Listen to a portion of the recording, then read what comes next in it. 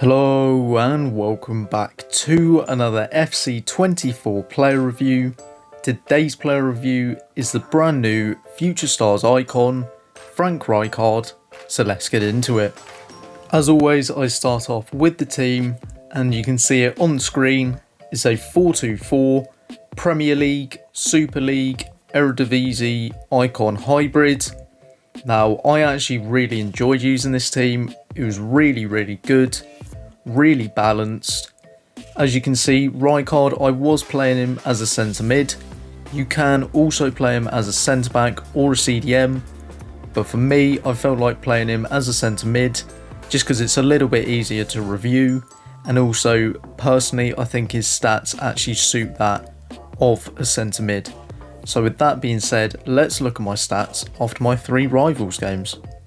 Now on the screen are his stats, so you can see I played 3 games in Rivals, scored 0 goals, got 3 assists, got 0 cards, so let's head into the gameplay. Okay, so into the gameplay section we go for Rijkaard. Rijkaard on the ball, crossing it into Brobby, who heads it home. Then Gomez into Rijkaard, who through balls it to Brobby once again. Now it gets blocked the first time, scores it the second, and then this is the final clip of the gameplay, so I'll be back with the pros and cons in a second.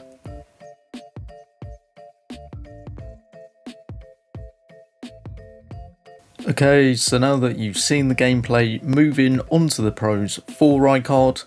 First of all is his pace. Now I did apply an anchor to him, so it gives him 84 pace, which for a holding midfielder, sort of box to box, for me he wasn't really a box to box, he was more of a holding midfielder, even though he was in a 2-man midfield. I think for a centre back he would actually have fantastic pace. Then his passing was absolutely fantastic, considering I hadn't boosted it. 84 vision, 90 short passing and 86 long passing. His long passing actually felt a lot better than that. If you wanted to ping the ball out to either wing, he was actually really capable of doing that. His dribbling was actually very good, 88 reactions. He definitely won a lot of the ball just in that midfield area, especially with him and Van den Boomen, just really tanky midfielders. He's got 92 composure. Now, I don't really know if that helps his passing, but nevertheless, really just a good stat to have with 92 composure.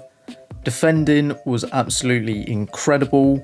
As I said, I applied an anchor, just made him such a tank in the midfield. Then his physicals were also incredible. I mean, to be honest, once you apply an anchor to someone like Rijkaard, you can understand why he's just such a monster. And if you play him as a centre back, he does actually go up to a 93 rated centre back with an anchor. Onto the cons for Rijkaard. Now I've got to say, with these cons I'm just being very picky, because I actually found his card to just be a really decent, well-rounded card. But the cons for me would have to be his 73 agility and 70 balance. As I said, I'm being very nitpicky here, because to be honest, most of the time it really didn't affect him because he was just such a tank in the midfield.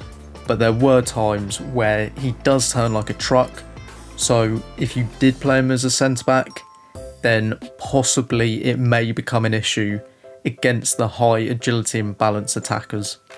So would I recommend completing the Future Stars icon Frank Rijkaard?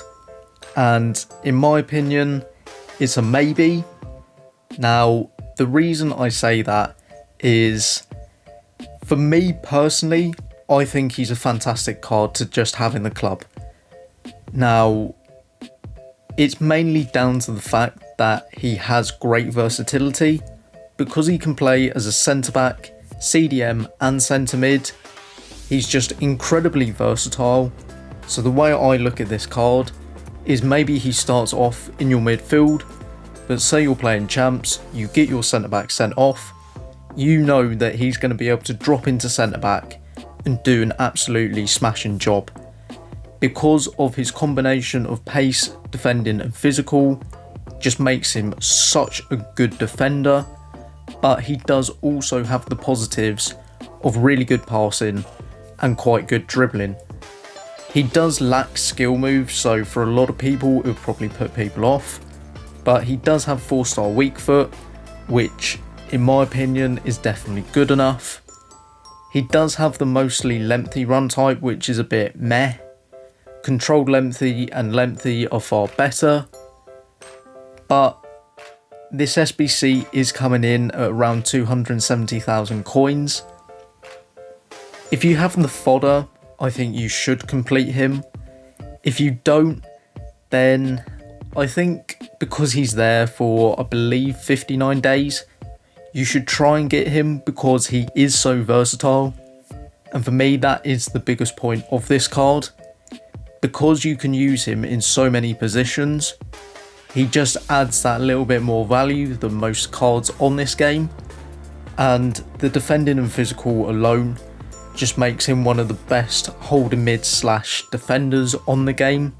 So for me, I think you should complete him just because he does actually have such a great value to the club.